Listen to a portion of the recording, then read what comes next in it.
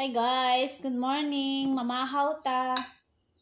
Ito yung breakfast ko ngayon ay mga tira-tira sa guest to guys. Meron pa rin ako mga mga favorite ko, mga mustard, like American, ketchup.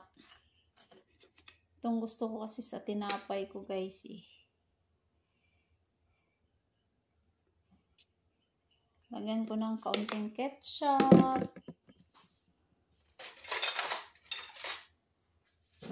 Kalat-kalat natin ganyan. Ito pala yung bread na may raisin guys. Yan kasi maganda sa aking trabaho ay ang dami-dami maiiwan na pagkain sa guest. Kaya ako lahat ang sasalo. Except lang guys kung may mga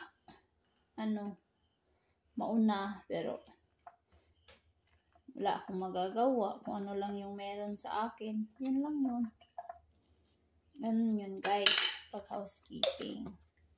Tapos lagyan ko siya ng mustard. Ay, may tubig. Kunti lang lagay ko guys, kaya matapang man ang mustard. Pampalasa lang ba? Wala naman wala akong meat. Lahat ay Tapos may radish ng guys, radish ng Korean. Yun yung palaman ko. Laman akong meat. Wala din akong egg.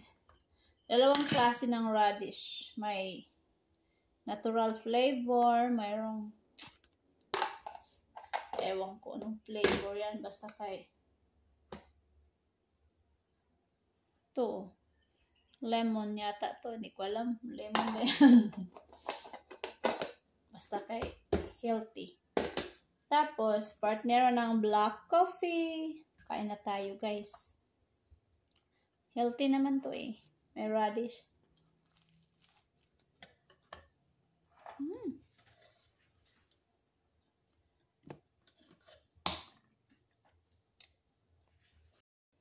After guys, kain ng vitamin C.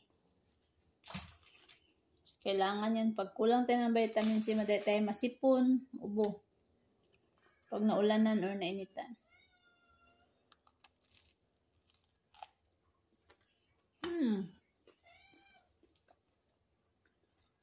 Thank you for watching. Bye-bye.